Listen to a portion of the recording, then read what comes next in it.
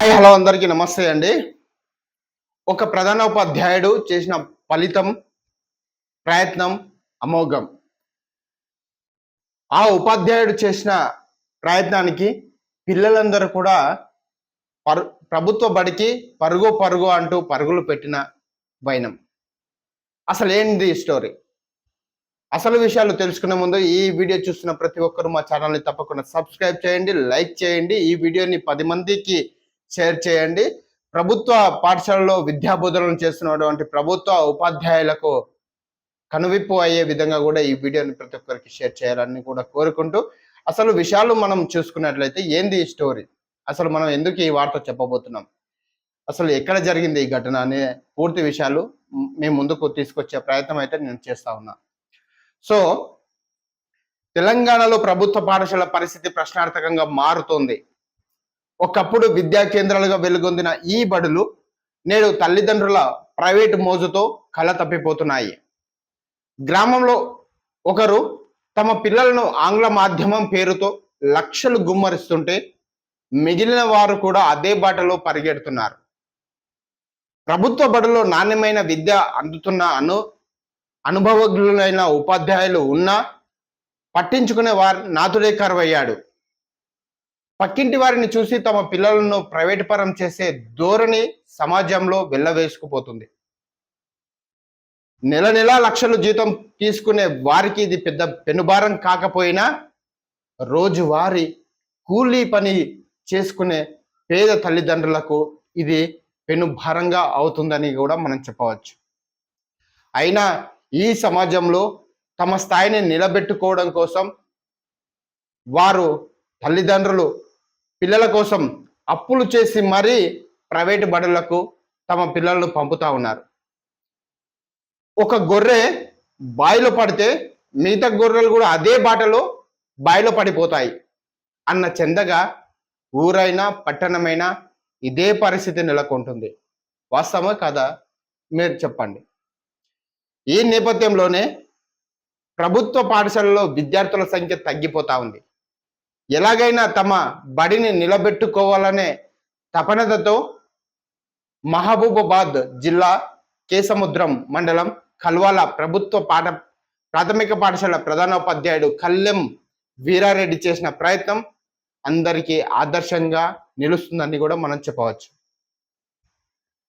బడిబాట కార్యక్రమంలో భాగంగా రెండో రోజు ఆయన తన ఉపాధ్యాయ బృందంతో కలిసి ఉపాధి హామీ పనుల చేసే వద్దకు వెళ్ళడం జరిగింది.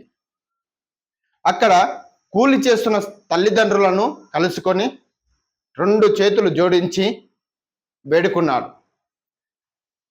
ఏమని వేడుకున్నాడు?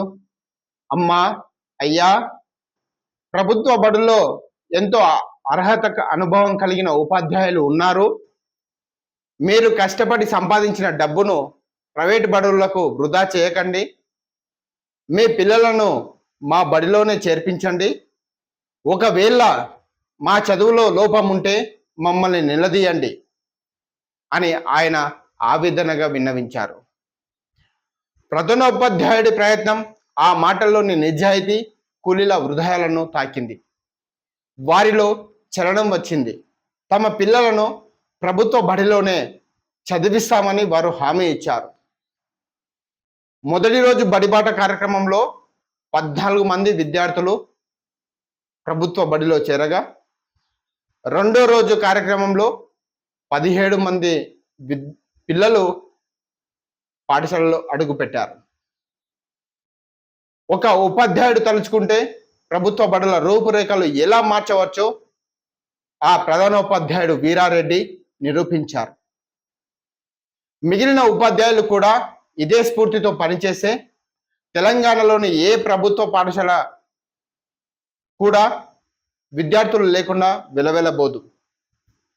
పిల్లల నవ్వులు, చదువుల సందడితో ఆ బడులని కలకల్లాడతాయి. సో మనం ఇక్కడ ముఖ్యంగా ఒక విషయం చెప్పదలుచుకున్నది ఏంటంటే, ఈ తెలంగాణలోని ప్రభుత్వ బడులలో ఎక్కడైనా ఇది జరుగుతున్న సర్వసాధారణమైన ఘటన. ఏందయ్యా ఇవి అంటే, ఫస్ట్ ఆఫ్ ఆల్ ప్రభుత్వ పాఠశాలలో విద్యా బోధనలు చేస్తున్నటువంటి ప్రధాన ఉపాధ్యాయుల పిల్లలను కూడా ప్రభుత్వ బడిలోనే చేర్పించాలి. ఫస్ట్ వన్, ఏ ఉపాధ్యాయుడు కూడా తన విధి నిర్వహణను సక్రమంగా నిర్వర్తిస్తే, పాఠశాలలో ఉన్న విద్యార్థులకు సక్రమమైన విద్య అందిస్తే ఏ విద్యార్థి కూడా ప్రైవేట్ పాఠశాలలకు వెళ్ళే దాఖలాలు ఎక్కడ ఉండవు. సో కొంతమంది ఉపాధ్యాయులు నిజాయితీగా పనిచేస్తున్నప్పటికీ మరికొంతమంది విద్యార్థుల పట్ల నిర్లక్ష్యం చేస్తున్నారు. ఇది ఖండించదగ్గ విషయం. సో ఇప్పటికైనా ఉపాధ్యాయులు తమ విధి నిర్వహణలో ప్రతి ఒక్క విద్యార్థిని ప్రభుత్వ పాఠశాలలో చేరే విధంగా కూడా కృషి చేయాలని కూడా శ్రీ బలభీమ న్యూస్ తరపున మేము కోరడం జరుగుతుంది.